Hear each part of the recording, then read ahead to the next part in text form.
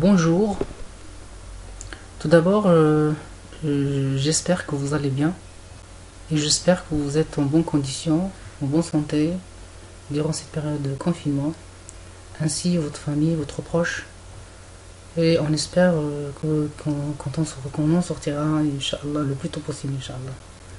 Alors, bon, pour cette partie ou pour ce chapitre, on va essayer de terminer ce qu'on avait commencé en ce qui concerne le langage PLSQL. Donc ça vient comme suite du chapitre qu'on avait déjà introduit. Et donc cette fois-ci, on va essayer de voir ensemble comment gérer les exceptions, les transactions et les procédures. Avec bien sûr des exemples qu'on va voir ensemble sur le terminal.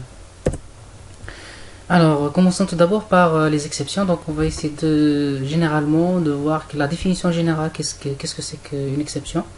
Aussi, les exceptions prédéfinies, quelles sont les exceptions qui sont prédéfinies sur Oracle. Et aussi, comment définir des exceptions par l'utilisateur ou par le programme. Alors, PLSQL offre aux développeurs un mécanisme de gestion des exceptions. Donc, il permet de préciser la logique du traitement des erreurs survenues dans l'un de ces blocs. Donc, lors de la programmation avec PLSQL, donc on peut rencontrer carrément des exceptions qu'il faut gérer.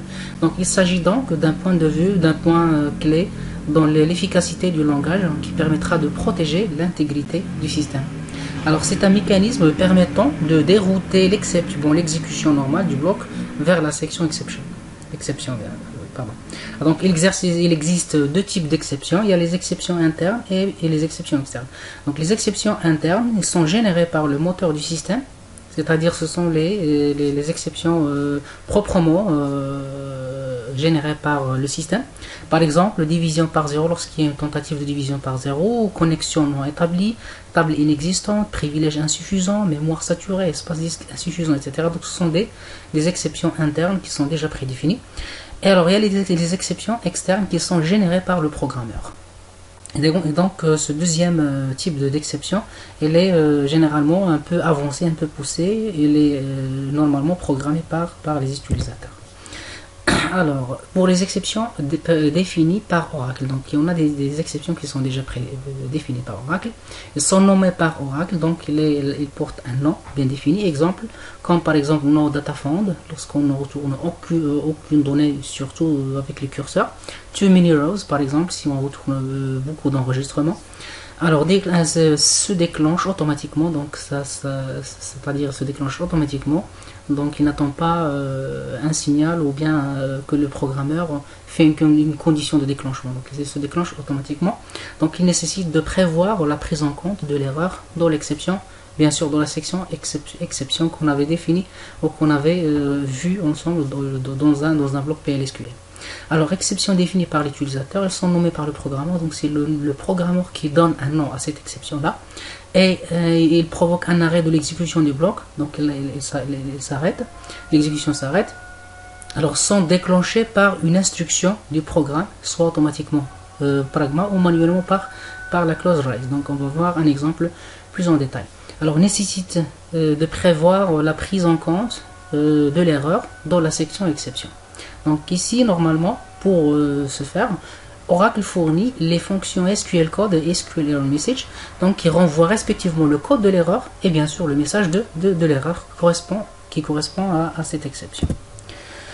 Alors, quelques exceptions qui sont prédéfinies. Donc là, il y a pas mal d'exceptions qui sont déjà prédéfinies, donc on ne va pas tarder là-dessus. Donc ils sont là, vous pouvez les voir, grosso modo, ça c'est à titre documentatif. Donc par exemple, des zero divide, too many rows, no data found, logic login, denied, etc. Donc on a pas mal d'exceptions qui sont là. Voici quelques-uns, mais on a beaucoup d'autres exceptions plutôt qui sont prédéfinies et vous allez les trouver dans la littérature. Alors maintenant passons un peu aux choses pratiques. Bon, un exemple de définition de gestion d'exception dans un bloc PLSQL, et donc on garde la déclaration qu'on avait déjà vue ensemble lors de l'élaboration d'un script PLSQL. Donc voilà, ça c'est un exemple. On déclare une variable sal de type salaire et puis on commence notre bloc, un select sal, initial sal, donc on va mettre le salaire dans la variable sal qu'on a déclaré from employee where job égale manager. Voilà, ça c'est un exemple. Et là, bon, on a un traitement à faire. donc c'est personnalisé, et bien dans la section exception, on gère les exceptions qu'on a. Alors exception when, donc une fois qu'il rencontre cette exception là, too many rows, donc then il va faire un traitement correspondant. Même chose, ça c'est un exemple, no data found, donc qu'est-ce qu'il faut faire. Et sinon, s'il s'agit d'une autre exception qu'on ne connaît pas, donc on exécute automatiquement le troisième cas, when others, then. Et donc là, on demande du système de nous renvoyer le code de l'erreur, l'SQL code. Donc on essaie d'afficher la variable SQL code et bien sûr le message correspondant à cette erreur ou bien à cette exception. Alors le fonctionnement, lorsqu'une exception est définie ou bien est détectée, il y a un arrêt de l'exécution du bloc, branchement sur la section exception, puis parcourir les clauses when jusqu'au bon choix, et puis l'exécution des instructions associées.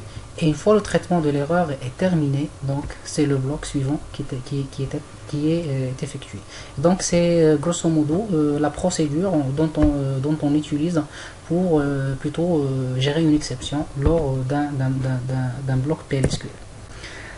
Alors toujours en ce qui concerne les exceptions, alors les exceptions prédéfinies, par exemple avec le code Oracle, donc il y en a quelques exceptions qui portent plutôt un nom Oracle, et donc elles sont déjà prédéfinies, sont déjà prénommées sur Oracle, par exemple access into null, donc on tente d'effectuer une valeur, un objet non initialisé, donc ça porte l'erreur Aura 6630. Donc juste à noter, c'est que les exceptions portent que ce soit un nom en lettres, tout en lettres, ou bien un nom qui est séparé ou qui est précédé par aura, tiré et puis un chiffre, bien un nombre. Donc ce sont deux types de désignation des exceptions dans le système Oracle. Voilà, donc on a d'autres exemples à voir.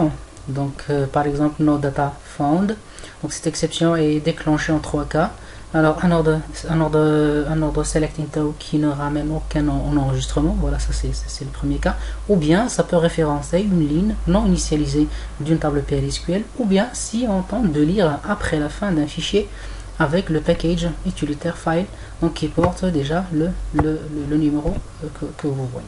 Et donc voilà, donc c'est juste pour dire que les exceptions sous Oracle peuvent être déclarées avec des noms tout en lettres ou bien avec un chiffre qui vient avant le préfixe Aura. Voilà, donc un exemple un peu plus didactique, un petit exemple à faire. Donc c'est d'écrire un bloc PLSQL qui fait les choses suivantes. Donc premièrement, lit deux variables A et B et essaie de calculer, afficher la division de A par B. Donc juste pour faire apparaître une exception qu'on peut gérer. Donc premièrement, exécuter le bloc pour B égale à 0. On va essayer qu'est-ce qu'il va afficher normalement. Donc il va afficher qu'il s'agit d'une division par 0. Et là, vous modifiez le bloc afin de gérer cette exception là.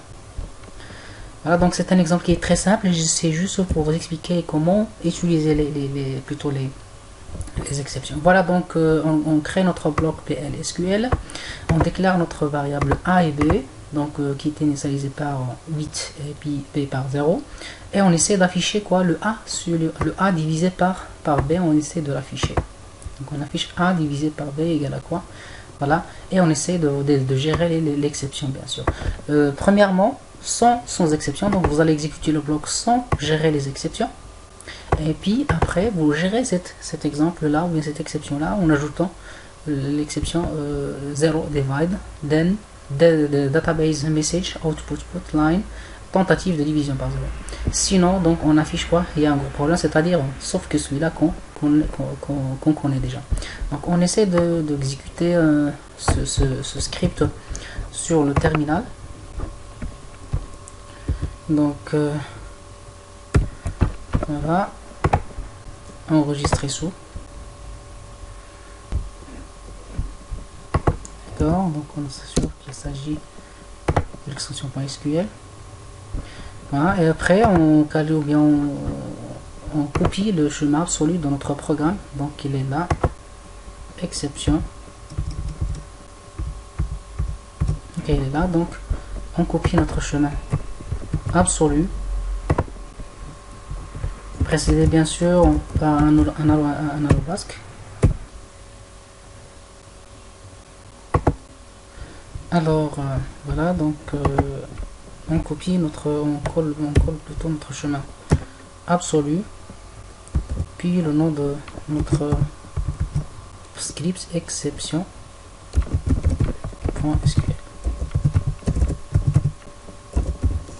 Voilà, exception.sql.